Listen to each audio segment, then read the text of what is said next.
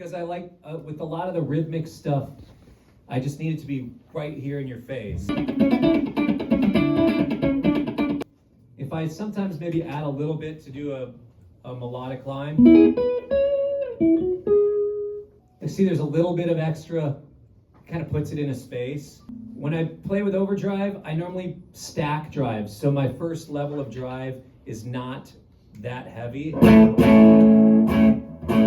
And I can stack them. I don't really use distortion a lot. Normally I use overdrives. I normally stack 2 to 3 overdrives. So I assume like the stacking overdrive, that's where you get like the cleaner but like the chewy kind of sound, right? Yeah. Yeah. What's like your secret? I think the main thing is that I love what I do. I really have fun doing it. It's really fun. It's also important to get a good night's sleep. I do try to make sure that I try to take care of my body physically and mentally.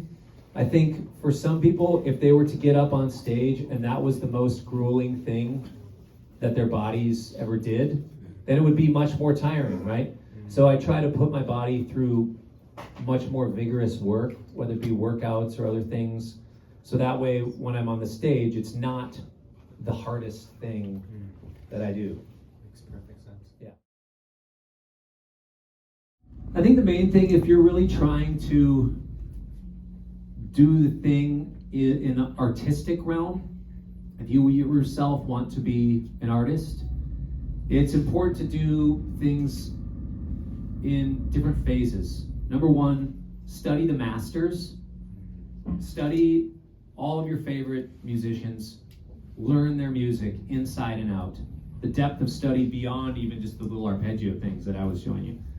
Second phase of that is figure out what it is that makes them magnetic. And why are you drawn to them? Why do they pull you in? What is it about Pat Metheny that pulls you in? Or what is it about Joe Satriani or whoever, Charlie Hunter? Why do they pull you in? Why is it that John Scofield pulls you in and not other guitar players? Figure out what it is about that person.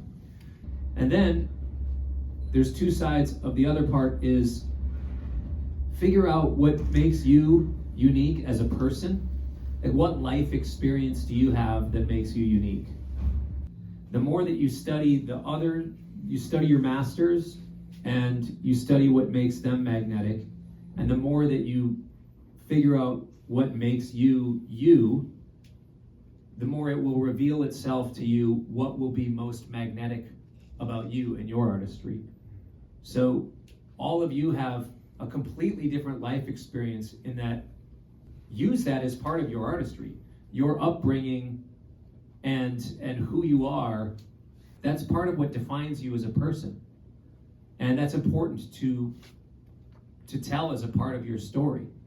Also, it could be things as simple as, I like skateboarding. They don't all have to be heavy, right? Okay, how does that affect the music you make? I think it actually could affect it a lot. And then you take who you are and your life experience, and you pair that with all of your influences, and naturally that is going to make a recipe for something that is one of a kind. You still have a completely different life experience, so we're going to have completely different artistry.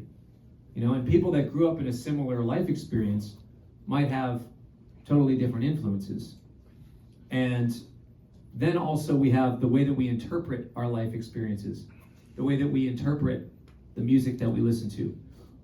All of those things together will make you who you are as an artist, which then affects the way that you are able to express your art and share who you are with the world.